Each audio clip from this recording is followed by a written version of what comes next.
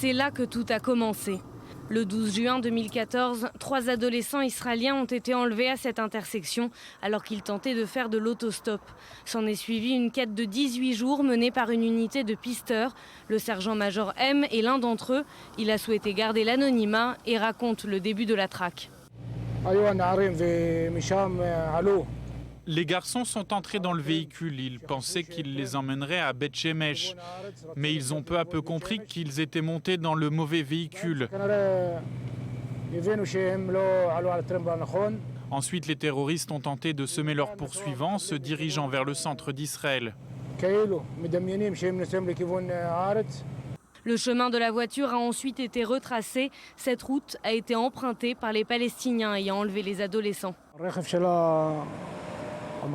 Le véhicule des terroristes est arrivé ici depuis le croisement d'Alon Shvut. D'après la police et des témoins, il a fait demi-tour en direction d'Hébron.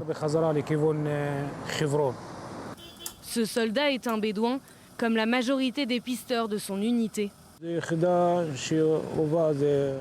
de pistage est composée essentiellement de bédouins qui servent bénévolement.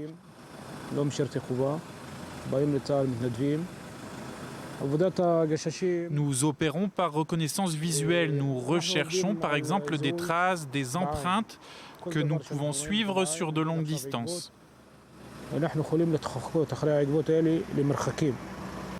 Dernière étape de la route sans retour, le trajet direction Khalkhoul. D'ici, ils ont emporté les corps puis les ont dissimulés derrière l'une de ces maisons.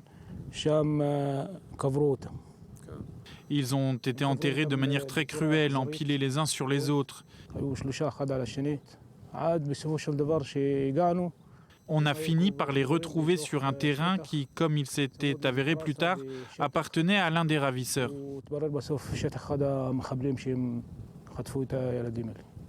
C'est dans le village de Khalkhoul, situé derrière moi, que les 3 adolescents israéliens enlevés ont été enterrés. Le village de Khalkhoul est connu pour ses accointances avec le Hamas. La région reste tendue et les incidents ont été nombreux ces derniers mois.